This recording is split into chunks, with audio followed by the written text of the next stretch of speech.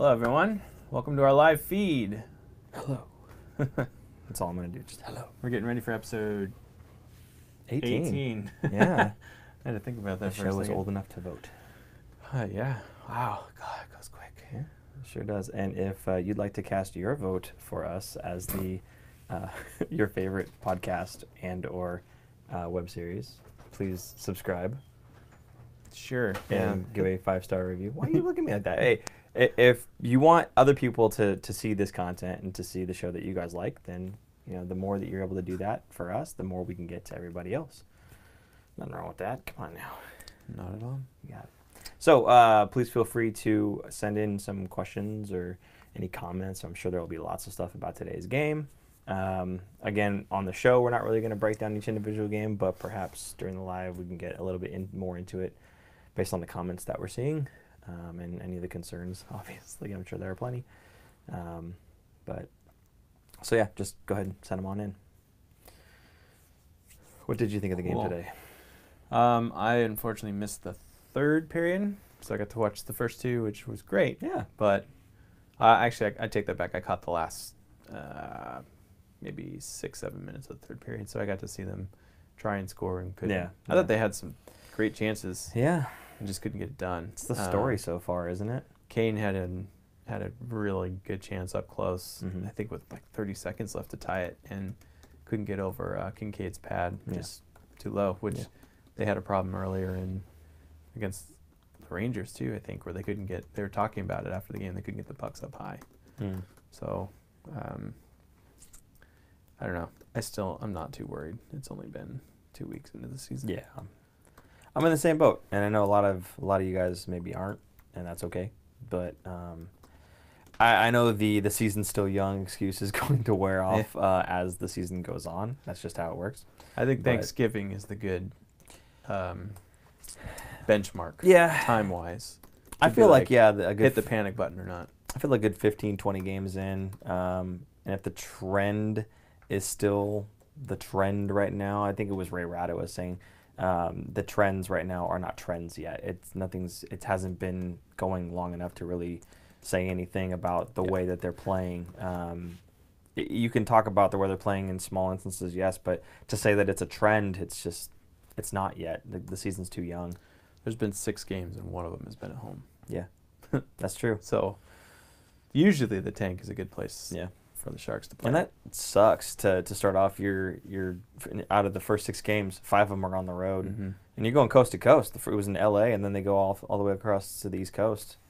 And that's hard, So and 2 day games for them. Yeah, 10 a.m. Well, for them it was 1 p.m. There was a 10 a.m. game though. That was 10 a.m. our time. Yeah, and then there's 2 10 a.m.s, but it's 1 p.m. their time. Oh, both of them were. They were both East Coast games. My bad. Yeah. Okay. Yeah. So, but still, I mean, that's rough. What sucks is it's the rough first one. They flew in and had like an extra day, Mm-hmm. but it takes like a week to acclimate to a 3-hour time zone change. So for them, it felt like a 9 a.m. game. Their bodies felt like a 9 a.m. game. That was against Buffalo, and then today's game against New Jersey, they should have been fine. Yeah. Like they should have been adjusted, but it still sucks when you have an So afternoon game. So a couple comments coming in here. Yeah, okay. Keanu asks, or he just mentions like he hopes Keanu? Keanu. Whoa. Reeves? No, Shaw. Okay, go ahead. Vlasic and Braun cousin. back together again. He hopes that they put Vlasic and Braun back together, as far as the defense goes. Yeah, I saw them paired up at one point in the game. I don't know if that's what it's going to be going forward. I think Carlson's almost exclusively playing with Vlasic. I mean, there's been a few shifts here and there, I think, but Could have been Carlson might not have been feeling great today too because he was That's what it was. sick. So Yeah. that could have been just a one-off thing because he wasn't 100% to put in 27 minutes, and he did get that 4-minute double minor at the end there, which is, I thought that was kind of BS. With there were no refs and no linesmen saw it, and then they showed the replay and the crowd reacted, and it's like, oh, obviously we missed it. Right, and it was a missed call. Don't get me wrong. I'm not saying it wasn't, but if you don't see it, you don't call it. Right. I don't know if that's an unwritten rule or if that's really just a rule. You're supposed to see the penalty. Anyway, Vlasic and Braun, you like the pairing. I like the pairing too, and that was one of the things we talked about with we did pick up Erik Karlsson was, man, I would hate to have to break those guys up, but that's the only way I could see it happening if we did bring them on board. And sure enough, they had to break them up. I think, again, though, you can still have plenty of situations where you want to be more defensively heavy, and when you pair those two guys up, you've got your pairing right back, the one that shuts everybody down. So there's nothing saying that just because Vlasic has been playing with Karlsson that he can only play with Karlsson. So that's just DeBoer juggling around with the assets that he has. Well, speaking of penalties, how about our power play side of things? Yeah. And Luke wants to know, why do you think the power play isn't clicking? Do you want to jump on that one? Or? And we're going to kind of go over this in the show, so I won't go into too much detail, I suppose. But adding Karlsson is great, and he's an awesome player, and he's going to be awesome. He's going to be way better than what he is now. The guys just don't know each other. They're not clicking because chemistry is a big deal in hockey. So knowing your tendencies and what the other guy's going to do, where they want to go, where they want the puck, what they're expecting, is going to take time, and I think it'll happen. I think when they had Thornton on the top power play, they're rolling out Thornton, Pavelski, Couture, Karlsson, Burns. There's practically no speed on that line, at least on the forwards. Couture is probably the fastest of the three forwards, and he's not slow, but he's not fast. So I think when they changed it up when Thornton got hurt and they put Hertl, I think, on the top line, he's got some decent speed. Yeah. I think that helped. He's a big body, too, so he can get in, help get the puck when they dump it in, and then get possession. So I think what I would do on the power play to change it up is I would split up Burns and Karlsson. I would try and DeBoer mentioned this in the first two games, I think it was the first power play kept getting caught out too long, like burning up about a minute and a half of that power play. Keep it cycling, keep it moving. I think they're trying to be too cute and trying to get too many passes in. I think you just overwhelm the other teams and just keep shooting and finding that open guy and then cycling out after a minute, get the next team power play unit out there because they're going to be fresh and they're just as deadly. I mean, right now they each have a goal on the power play. So they're just as deadly. They haven't been really deadly. But yeah. But no, point. And that's just it. And if we go back to, I think it was episode 1 when you say, "Can you imagine having them both?" And I said, "Well, you'd probably split them up." And you gave me the "Are you kidding me?" speech. But that's kind of what I would do. I would split them up.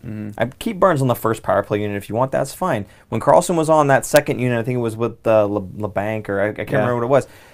You know what? I know that they're both extremely good players, and you want both of them to be on the ice for your main power play. I think if you break them up, you make that second unit so much more deadly, and teams are not going to have two good penalty-killing units to put on the ice to take that much firepower away. Yeah. That's why I would do it. I wouldn't do it because one's better than the other. I would do it to spread that talent out and make both of those power plays just a pain to deal with for whatever team has to deal with them. But I don't know. Will they do it? Who knows? Their coaching staff is, have smarter hockey brains than we do. Yeah. But that's what I would do. Keeping on that power play, Nick wants to know, why is Vlasic on the power play?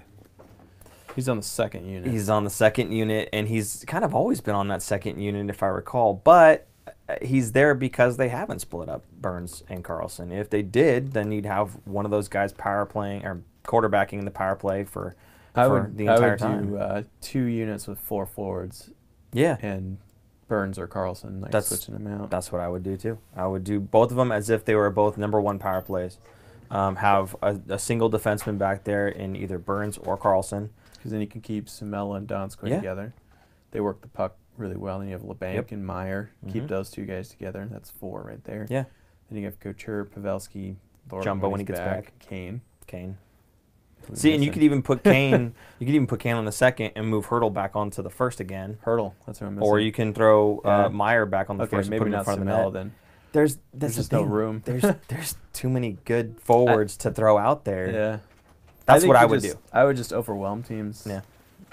So, going back to what you guys were saying a little minute ago, Greg is kind of asking, are you concerned with their current performance? But he also says he's still optimistic, hoping it's just an adjustment phase, which is kind of what you guys we're going with there. Yeah, I'm concerned with the current performance. I won't be concerned with the current performance tomorrow, right? Yeah. I watched the game today, and it was like, man, this is concerning, right? They don't look very good at certain points of the game. Now, the first 2 periods, they looked pretty good. I thought they had a lot of good chances. There were a lot of things I saw from Burns that was kind of like, what are you doing, man? You know, and then the power play not clicking, us getting tons of penalties, just generally being outshot, I think, in the 3rd period is what it was. Otherwise, we were killing it, and just the puck's just not going in. I'll be concerned with the macro view about, like I was talking to Aaron, about 15, 20 games in, if this trend continues to be a trend, because right now it's not long enough to be a trend. I would be concerned more at like the 15, 20 game mark than I would at the 6 game mark. That's me. I think Burns and Carlson they're going to get 60 to 70 points. And right now they got, 3, 4 points or something like that. Mm-hmm. I still think they'll get between 60 and 70. So now we're talking in 75 games, 76 games left. Point per game-ish. Yeah, you're gonna see an explosion of points coming out of them, like where they're gonna get 2-3 points a game. The dam has to burst. Exactly. Yeah. Just like we saw against Philadelphia. You're not gonna see 8 goals in a bunch of games, but you're gonna see these guys just. It's gonna click and it's gonna turn like a switch. Is gonna turn on. Yeah. It's gonna. So a question on that, actually, a couple questions relating to both Carlson and Burns is, one, why haven't Carlson or Burns scored yet? And the other would be, are you going to see a Burns and Carlson pairing at some point? I don't think you'd see that unless it's late in the game and they're down and they're trying to get something going. Pardon me. I think they did tonight when they were against, or earlier today against New Jersey. I don't think we'll see that pairing. I think mainly because DeBoer wants a lefty and a righty on each line. That's why he kind of split up Braun and Vlasic. So I don't think you'd see that. And what was the other question about? Just why they haven't scored yet. I thought Carlson had some good looks. Yeah. It's just bad puck luck for now. I mean, that question can go to everybody on the team. Why hasn't any of these guys really potted a whole bunch of goals yet? I mean, apart from the 8-goal explosion, we've had lots of good chances. We've had a ton of possession. We've outshot everyone in the league. We have the most shots in the league, and not just shots on net. It's not just throwing the puck at the net. High danger chances. The way that it's broken down, we are one of, in most categories, the best team when it comes to generating shots and shot differentials and everything else. The puck's just not going in. I really don't have an explanation for it, but again, the dam's gonna break.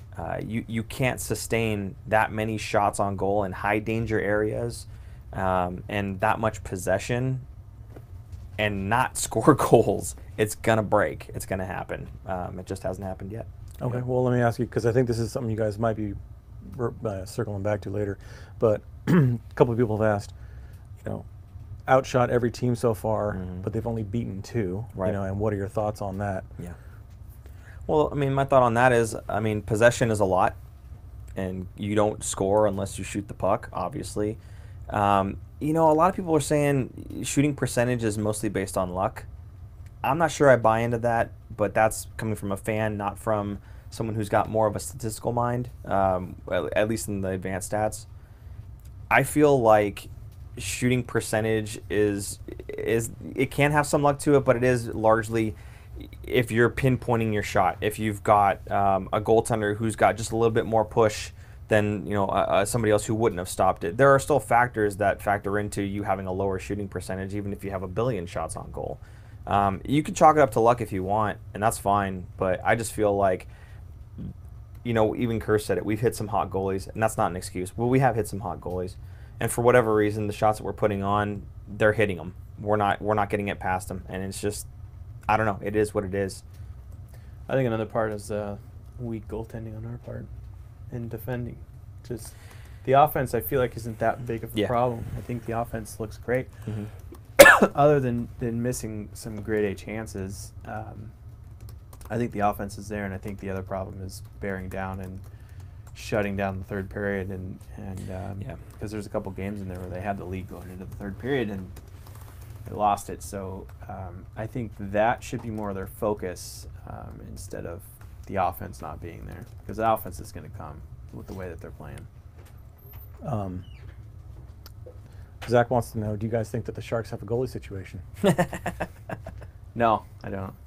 I think I've talked about this in episodes before that I think Martin Jones is a great goalie, but he's not an elite goalie. And what I mean by that is, to me, an elite goalie is that you're a great goalie all the time. You're consistently great. He has his ups and downs, kind of like riding the wave, and right now it's down. And lucky for him and lucky for the Sharks is Aaron Dell is a very good backup goalie. I don't think Aaron Dell could be a starter after what we saw last year. Jones went down, and Dell's value was so high, and everyone thought they were going to trade him, that the Sharks were going to trade him at the deadline because he was an unrestricted free agent. And nobody thought that the Sharks would want to pay him. And then all of a sudden, Dell had the starting gig because Jones was hurt or something, and he just took a dump and was no longer his elite self. It was, you could definitely see that he was a little rattled and giving up soft goals. I mean, the game against the Rangers, did you see in the last 30 seconds he gloved that puck from far away and it almost went in? Yeah, it went off his fell glove. down, hit the post. It was like less than 30 seconds left. Yeah. I mean, that's shaky, and that NHL level, you shouldn't really do that. I mean, you're not Chris Osgood, so you can't let those in. Not only did he glove it, and it fell to his foot, I don't even think he knew where it was. No, he had no He had idea. no clue where it was. Yeah. No. And he wasn't looking for it either. No. I mean, to his credit, he did the right thing. He didn't know where it was. He puffed up big and skated back to his post. And then when he saw that someone was trying to bang away at the post, he dropped down to it. And it's, he's a smart goalie. He's got presence of mind. And he's rated 81 overall in NHL 19, so he's pretty good, right? So but no, seriously, there's no goalie situation there. There may be in the minds of the fans, but Pete DeBoer's come out and said flat out, no, Jones is our starter. That's undisputed. So this whole idea that, there's a goalie controversy, no, there's not. There is not. Unless the head coach says that there is, there's not. I think Dell got 2 starts in a row because, A, he played well in that first game. I'll give him that. I think also you're playing against a New York Rangers team who is not projected to even make the playoffs, and those are the types of teams that your backup generally takes on anyway. Now, some people were saying, well, why not give that to Jones if it's almost a guaranteed type of win situation? Give him a confidence booster. Exactly, you got it. But maybe the sending of a message to Jones was a better thing for him. But again, like you said, people are quick to forget stuff like that, where Jones went down, Dell went in, and he started playing okay, and then all of a sudden, not so great, right? Yeah. They forget that. That's why we look at the macro view. That's why we don't pick apart each individual game and say, oh, well, now we have a goalie situation because he was bad in that one game or these 2 games or whatever. Right, you're hitting the panic button way too early. Speaking of hitting the panic button real quick, I want to interrupt you. Our third period sucks. Yeah, our third period is horrible. Someone mentioned that earlier, and I wanted to circle back to it just to let you guys know that it's a concern. No, it's on the board. We're talking about that. I mean, we won't talk too much because we're gonna say that in the show. But I mean, you can look at the stats. About 10 minutes. 10-3. Yeah. Yeah. Okay. 10-3. We've been outscored in the third period across all these games, and that's including the 8-2 explosion. Yeah. If you take that one out, we've been outscored 9-0 in the third period. So yeah. Now people are saying that we're turtling.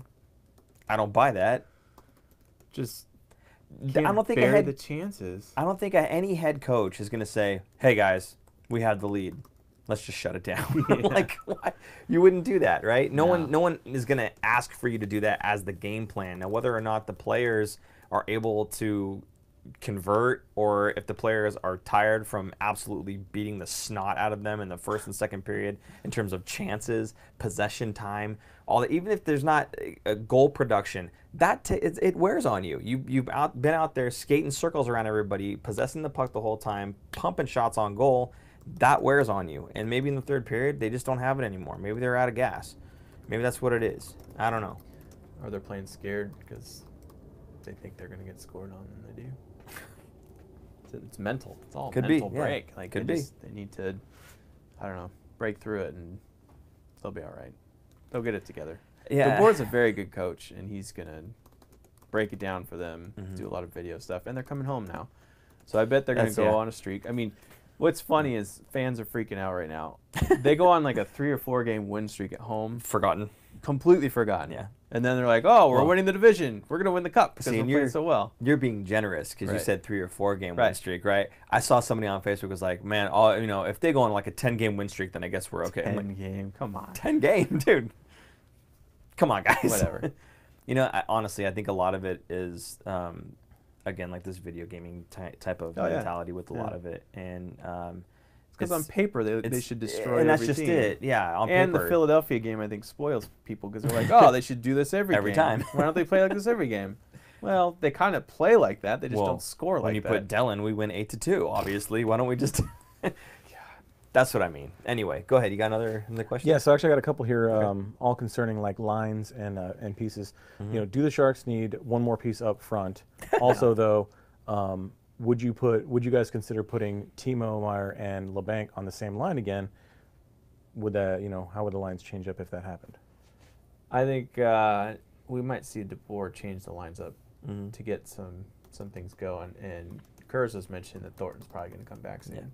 I wouldn't be surprised if we see him this week at home. Well, he was on IR. IR, you were talking about last week, was 7 days. Would have been right? Today, I think. Yeah, because He we would've been recorded on eligible. But Sunday and it was that day. He wasn't so- on the road. Yeah. So The yeah, next he's home eligible. game, he can be back Right. in the lineup. Yeah. But more of like health-wise if Yeah. he's back because he had a minor knee procedure. They said they drained it. They gave him Orthoscopic thing. antibiotics, and they're expecting him to return soon. Yeah. Yeah. So whenever that is. So they mentioned he would go back on the top line with Pavelski and he'd be on the Thornton line. Thornton line with Pavelski and who was it? Hurdle? Not Hurdle. Meyer. Meyer. Yeah. Jesus. You always forget Meyer. God, I do.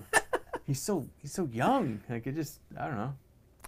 I think we need to get Timo on the show so that Aaron can remember. We should have got Jumbo on the show last week because he I was know. out last week. Doing That'd be Yeah. great. Anyway, sorry, go ahead. So would you say that Thornton is returning Thursday? Yeah, Is that I think that's the he next is. game is Thursday. Is Is it a really big that break? long? There's like a 3 or 4 day break or something. That's like a big break. That's a huge break, yeah. that. So, continuing on the subject of LeBanc, Jason mentions that he thinks LeBanc is becoming one of the top 2 or 3 playmakers on the team right now. Yeah. Surprisingly. And what's funny is he's known for his shooting. Yeah. And he hasn't started scoring yet. He's been a great playmaker. He's a future star of the team. He's going to be a top line guy. Yeah. Maybe not this year consistently, but he's definitely the future forward. I could see him and Meyer and Couture being the top line in like a year or two. Yeah. The Couture line. Whatever. Real quick, I just want to point out, guys, that Jason just reminded us Thursday is a stealth night. Oh, okay. That's Yeah. right. The first stealth night. Nice. That'll be exciting. Yeah. I'm excited to see what that looks like on TV. And That's I'll be gonna be actually, cool. I'm going to Boston this week, so Yeah. I'm going to be, it's going to be a late night for me watching Sharks games. By the way, I had put on Discord saying, hey, you know what? I'd like to see the stealth jersey, but with stealth numbers, Yeah. right? So like black numbers, but with like a teal outline to it, right? And you were saying that they couldn't have possibly done that because the refs can't see it, right? Yeah. That was actually something that I think, what's his name? Becker had talked about. Is at first we were thinking about doing it with black letters. Can't do it. Or numbers and letters and everything, and yeah, and you can't do it because the Yeah. refs couldn't see it. He goes, it'd be hard for Randy and those guys to Right. make the calls and blah Yeah. blah blah, right? So, Yeah, every play-by-play person would hate it. Yeah, I know. You wouldn't be able to see anything. I mean, maybe with the white outline maybe of it, maybe like dark on the inside, then white outline just. to Yeah, I kinda could read see it, like a double outline, like a white and a teal or something like that. still be but, hard, yeah. difficult to Yeah, read. it'd be from hard. distance. Yeah, But especially those guys and they're way up in the rafters. yeah, well, they have little TV screens. They're fine. They're not going to watch on the TV. They're watching live. If they need to see the numbers, they can see it. I think it's too different. Anyway, so yeah, Stealth Night Thursday, and I'm pretty sure Thornton could return on that night. I I'm don't. sure he's going to want to wear the Yeah. stealth, so he wants to be there. He's gonna want Stealth. Yeah. Yeah, okay. What do you guys think it's going to take to stay out of the box? Evander Kane to not take penalties. That's what it's gonna take. I think over time you're going to see this month and next month refs are going to call every little ticky-tacky thing. There was a lot of ticky-tacky calls in the first couple of games that were like, really? You're calling that? Yeah, but don't they have like 3? I mean, the one that always kills me is the over the glass. Don't they have like 3 early? Delay So game you over the have glass? to. Yeah. I Delay know, game but you like have. it seems like such a simple thing to avoid too. I say never. Oh, you're play saying hot. from the Sharks' perspective, like Yes. stop hitting. Yeah, there were a couple that went over the glass, and 2 of them went over the glass today. Burns and Braun or something, I think is what it was. I mean, those ones are easy to avoid. I mean, there wasn't even anybody like really close on them. They were just trying to hit it off the glass and get it out. But just you got to be careful about how high you're lifting the puck is really all it comes down to. I don't know if that's a practice thing. At this level, these guys should know how to hit the glass and not go over it. I mean, you're talking about doing saucer passes that hit the tape from I mean, if you can be that good with something that's that difficult, Yeah. you should be able to hit the glass and not go over it. That's just my take on it, right? You got it. It's also the beginning of the season, so like yeah. this stuff's gonna work itself out. Like they're still getting into the groove. Yeah. It's a grind Having of said the that, season. and I did say it before on the show with Kane and the penalties. He does have the most penalties, or tied for the most, or he's had like the a most minute or two minors. behind Yeah. in the NHL. Oh, the whole I league think right now. Right now. Wow. So that's what and again, trends are not trends. They're not trends Right. yet. We have to wait a little bit throughout the season to see. Game 15 to 20, if he's still on that trajectory, then yeah, let's slap him around a little bit. But I'm sorry, Kane, if you're watching, I will never slap you around. But yeah, I mean, that's just one of the things. You're such a great goal scorer, Evander Kane, as if he's watching right now. I'm sure he's watching the live Get out feed. of the box, man. Like don't sit in the box. We need you on the ice to score goals. If you're like a third line guy that's out there, and maybe you're producing sometimes, but not really, and you take a penalty. Okay, I disagree, Kane. You do your thing, man. 30 goal scorer, 100+ penalty minutes. You are a fantasy guy. He was on pace for 82 as of game 4. Go ahead. Real quick, because I know we're almost out out of time here.